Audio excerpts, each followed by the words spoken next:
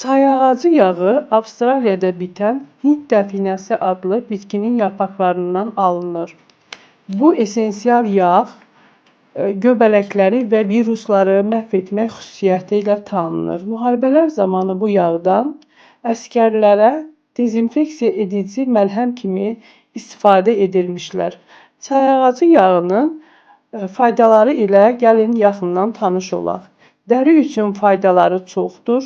Sığanaqlı bölgəyə səhər və axşam sürdükdə o bölgəni təmizləyəcəkdir.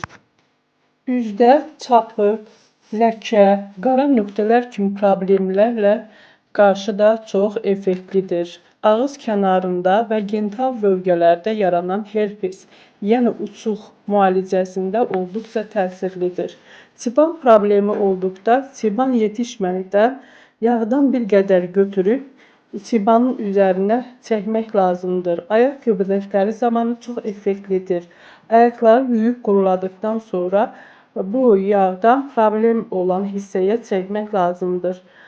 Dolama və dırnaq batması zamanı çay ağacı yağından istifadə etmək elə olar. Həmçinin diş əti problemləri, taxma dişlərin təmizliyi, qarqara üçün də çox təsirlidir. Əldə ya ayaqda yaranan ziyil üzərinə bu yağdan çəkdikdə ziyillərin qurumasına səbəb olur. Qoltuqaltı nahiyəsinə dezodorant kimi istifadə etmək olar. Çay ağacı yağı həmçinin həşərat dişləməsi zamanı milçək, arı, ağcaqanad və sair həşərat dişlədikdə həmin yerə bu yağdan bir damcı tökmək lazımdır. Həmçinin saçlarda bit olarsa da bu problemin də çay ağacı yağı öhdəsindən çox gözəl gəlir.